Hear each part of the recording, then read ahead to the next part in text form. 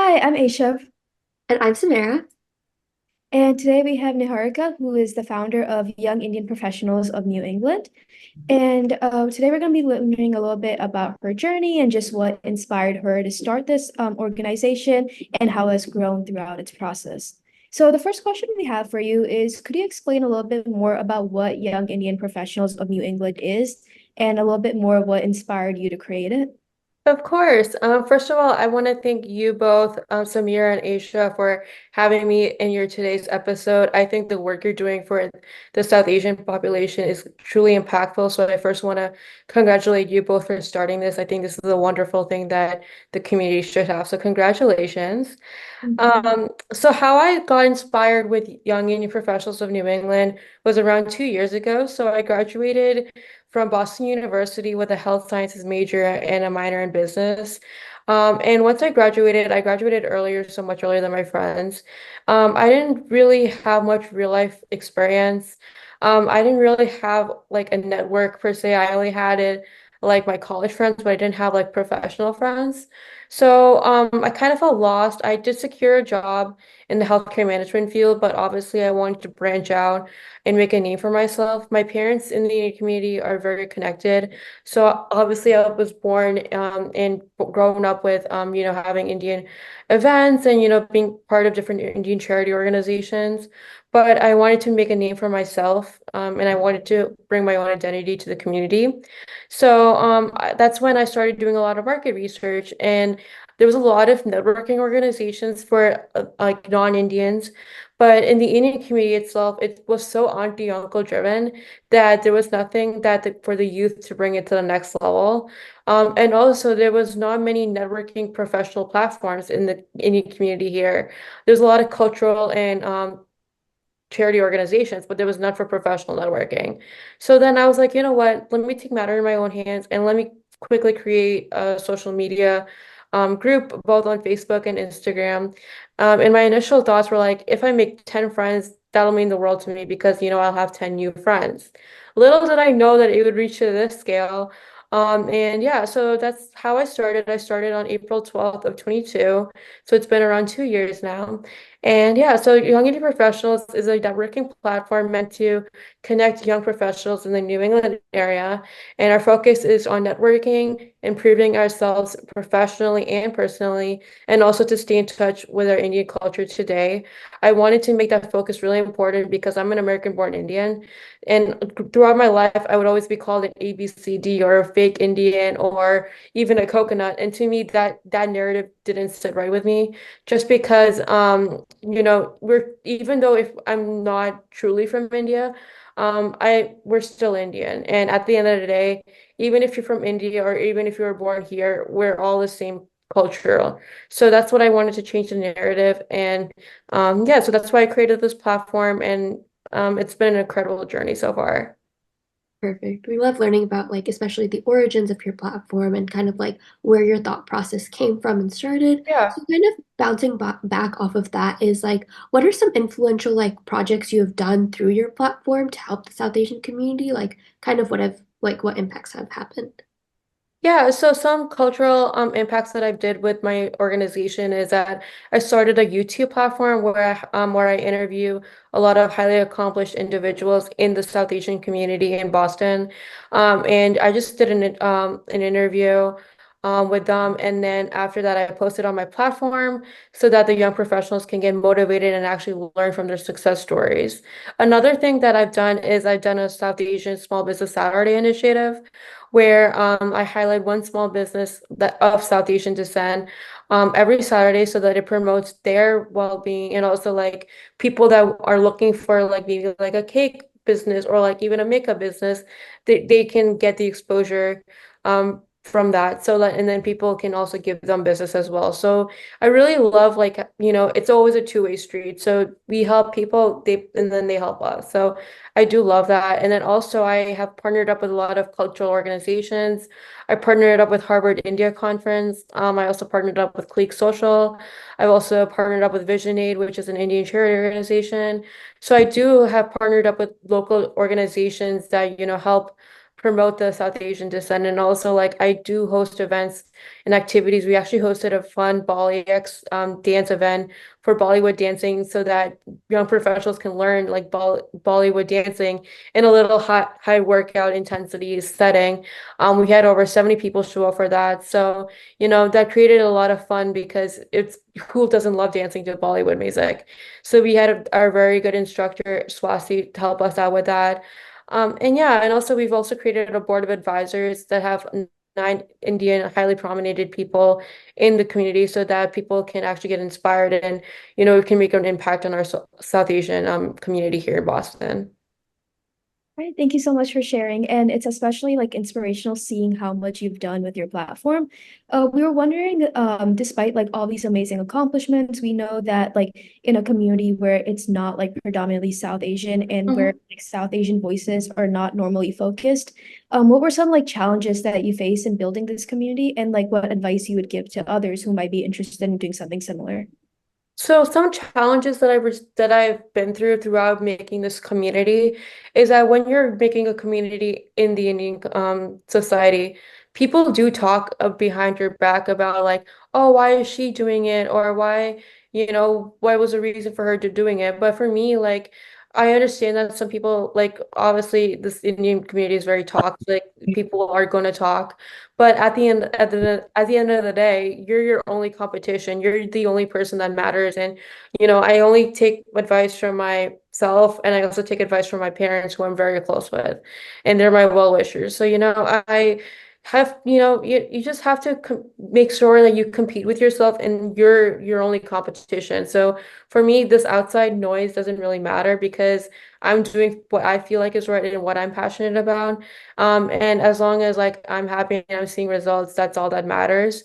Another challenge is that being a young person, being only 24 years old, sometimes like when I'm on business calls or when I'm on collaboration calls for YIP, a lot of people think they're like, oh yeah, you're so young, like you're too young to do this. But then when they understand my story and they understand what the community is, their perspectives change. So I feel like no matter how young you are, it doesn't really matter because, hard work is going to pay off. And sometimes, like the younger generation people like us, we have a hard work ethics. And if we want to put in the hard work, we're able to succeed this. So, I mean, I did face some challenges, but at the end of the day, hard work is about overcoming them and how you can find solutions to problems. And if you can find your way through any problem, you can succeed and you're capable to do anything. Like this world is so unstoppable. Like there's literally a solution to every problem. So I just feel like, just being in the Indian community, it does have its challenges on its own. There's a lot of drama. A lot of people love to, like Auntie Masala, but it's something that it didn't really affect me because I'm doing what I love at the end of the day. Perfect. We love hearing that story and especially like learning about like the different things you face and kind of like bouncing off that question. We've learned about like the Indian side of like your platform, but how does building like a South Asian community in a predominantly white area contribute to the preservation of our culture and values? Yeah, so basically, a lot of non-Indians actually understand like my platform and have reached out to me. They're like, "Oh my God, what you're doing is incredibly impactful." And when I host these events, it's actually more educational to the white folks about or the American folks about what we actually are. And we offer so much to this world. We offer so much like diverse culture. We offer so much like a lot of the top CEOs are Indian. And our values and traditions are something that we are very proud of. And I find this as more of an educational thing to them. And I think having these South Asian platforms in America actually really makes us have a map. Like we are literally making a map, like stance in this map. And we're literally making us like more promoted in the society because this is something that we should be proud of. And I love like when I'm talking to my coworkers at work that are not of Indian descent about my culture. They get so excited. They're like, "Oh my God, your outfits are so cool. Your food is amazing." And to me, that just makes me happy because, I'm able to provide that education and we're able to celebrate different cultures, which is totally important in today's culture to be able to celebrate one another and, make ourselves united. So that's something that I really love this platform is doing is that it's also inspiring other cultures and actually teaching them what we are as a culture. Thank you so much for the answer. And we love like hearing these stories about like how different people have been impacted from this platform. A big aspect of like our platform, UnifyChai, we've had a lot of people who love like hearing about specific stories of how individuals have been impacted. We're wondering if you could share any like specific stories about how your organization has helped individuals navigate like either professional or personal challenges in the South Asian community. Yeah, so we do have a lot of success stories that make me so truly happy about how effective this platform is.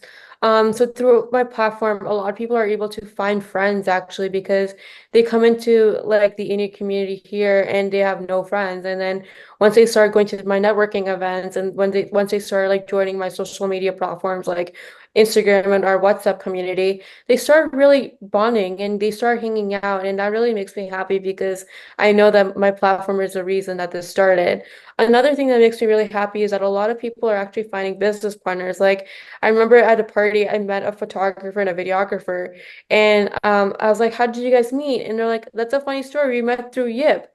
And to me, that just made me so happy. I was like, "Oh my God, like I can't believe that."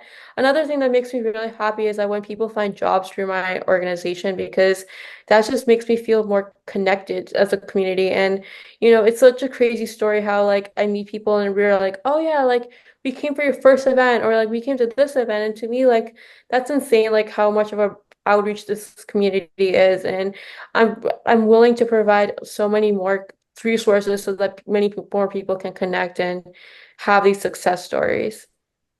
Perfect. We love hearing like all the examples and how like this has so many real world impacts, especially on like our community, and how that's kind of like a new thing. Like we've never really seen that happen before, and we love to see Mhm. you do it and make this impact.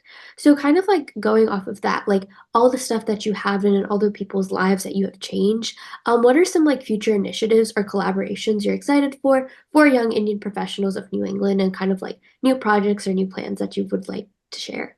Yeah, so for the future, I would love to make this a more stronger community.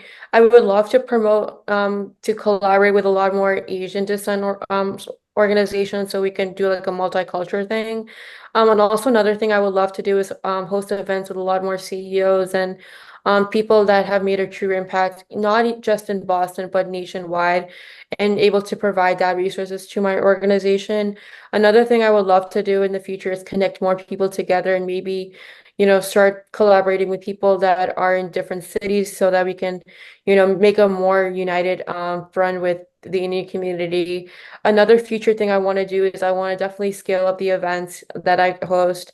I definitely want to scale up the collaborations and collaborate with more cultural organizations, not just in Boston, but like in New York, New Jersey, Houston, even Florida, even like everywhere. I feel like I really do want to go nationwide with this. But first, it starts strong at home. So I really want to focus on that. And to be honest with you, I just want to make our Indian community stronger. I want us to be more united so that we can actually make an impact in our community and in the world today. Like you see, like we have like someone of Indian descent running for president or, campaigning to be a president. So, it's just an incredible thing that we're able to make a big impact in our society today. Right. And bouncing off of like the different events that you've done and the events that you plan to grow, we know that like planning events such as these take a lot of work and Yeah. a time commitment as well. We were wondering like what goes into the process of planning these different events and Yeah. how maybe like other people could be inspired into planning something similar. Yeah, so I believe when I first like sit down in my brain and see what events I want to host, one thing I like to do is I like to set my events apart from everyone else in the Indian community. So I like to do things that are different and I like to do things that no one has ever done. So Mhm. I like to look at like the events that the Indian community is hosting in Boston and I like to go to something different. So that's how my ideation process is. I do a lot of market research and I love to do things that elevate our Indian community. And then what things I can do to, impact the younger generation. So once I have an idea set, then it is when I start my marketing process. I think marketing in social media and marketing in different ways, your events is truly powerful. I think social media is a great, powerful tool. for marketing because that can give you a better outreach. And so that, yeah, that's how I market my events is just solely through social media and also other like platforms as well. And yeah, so that's what I do. I like to do events. I did a summer social event, which Boston's never done. I hosted a high-end networking event on May 19th at Treasury, and I curated the a menu with Treasury to the point that it was elevated Indian cuisine, which the Boston community has never seen. So yeah, I like to do things that are unique so that people have something to talk about. And, doing these events are going to elevate our South Asian platform to the next level. And also, it's not going to be your typical like auntie uncle parties or your typical events that, you get bored and you're wanting to leave. Like literally the events I host, the events are like from 1 to 3 or something like that, and people want to stay even longer, which makes me so happy. But yeah, so that's how I do my events. I think having a proper objective and goals for what you want to do is important for the ideation process, and also like the way you execute it, the way you have to reach out to the people that are involved with, the event management, like the venue or like anyone else that you're involved with the organization is really important because that and the constant follow-up and the constant communication is what is going to promote a long lasting relationship with them, which is so important to have in the Indian community. So that you guys can help out each other and we can have a long-term relationship and that you can host more future events. So I think just having that and setting yourself apart is really important to me. And so that's why I like to take my events to the next level. And I like to do things that the young generation, like us, the youth, will love to see. Perfect. We love like hearing all the hard work that goes into the planning process, but also seeing like equally as impactful result. We love seeing that happen, and like we're like honestly so honored to like interview you and like listen to all these stories. But Thank kind you. kind of And jumping. I'm so honored to be part of this show. I Yeah. think you both are doing such an incredible job. Thank you. And kind of like jumping off the question about like what you would say to other people who want to plan projects, who have been like your inspirations throughout your journey? Because obviously this has been something you've curated throughout your like Yeah. years. So like who's inspired you? So my parents are my biggest inspiration. They're super connected in the Indian community, and the way I've grown up and seen them like work hard, hosting events in our house or even hosting outside events and even them connecting with other people, that has truly inspired me. I think their hard work has really impacted me in many ways, and I would love to like thank them. And I think parents, they're so important and they're the ones that teach you the values, but you're the ones that's supposed to take the values forward to the future generation. And my parents are like my best friends. So honestly, like they're the reason, they're my inspiration. Also, a lot of like the highly accomplished individuals in the Indian community, those that are like very like they have such a great impact in our society. They all inspire me because I know that they have done hard work to build their stance in the society. And yeah, and also my advisory team is super inspiring. The reason why I chose those 9 people was because they've inspired me in different ways, and hopefully they can inspire everyone else in different ways.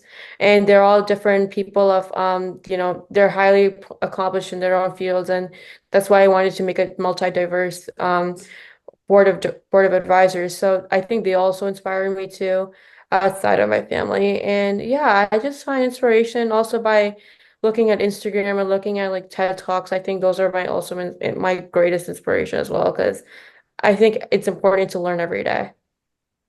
All right, thank you so much. The last question that we have for you goes a little bit towards like other people who may be watching this. And Yeah. we're wondering if like you have any advice or just anything to say towards like the young South Asian population, especially like high schoolers or those who are growing up who are like learning to embrace their culture.